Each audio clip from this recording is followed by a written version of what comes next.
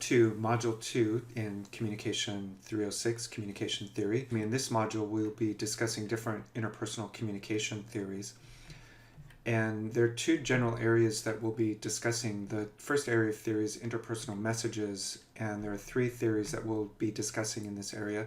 The first is symbolic interactionism, and this theory suggests that we assign meaning to individuals and events based on our interactions with people. So you may have heard of this self-fulfilling prophecy. This emerges from symbolic interactionism. So the ways that we assign meaning is based on that interaction that we have with people. The second theory is coordinated management of meaning theory, and this looks more specifically at interaction and how we assign meaning based on the interactions that we have with people.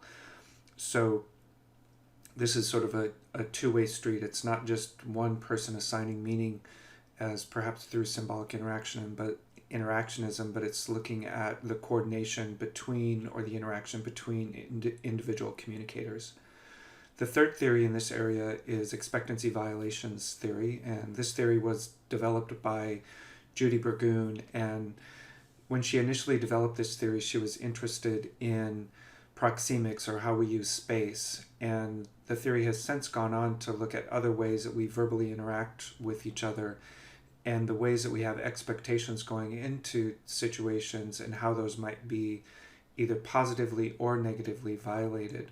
So a violation is not something that's only negative, and if there is a positive violation, it could lead to our attraction to an individual.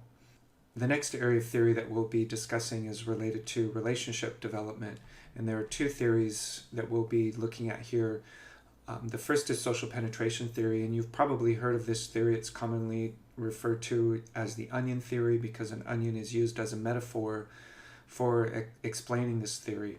So essentially this theory is related to self-disclosure and how we reveal ourselves to other people or peel away those layers of the onion through our self-disclosure, revealing information to those people.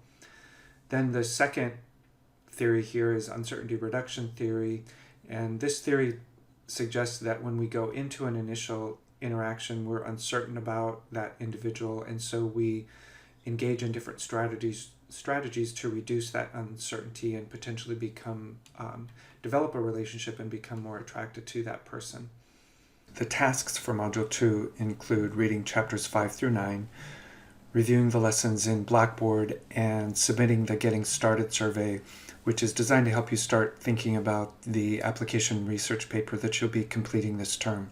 The assignments for Module 2 include posting the required contributions to the voice thread for this module, completing the knowledge checks that are embedded in lessons 2A and 2B.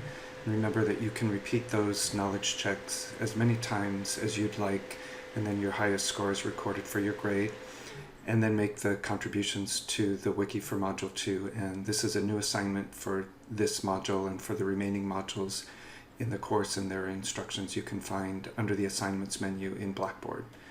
As always, if you have any questions, please get in touch.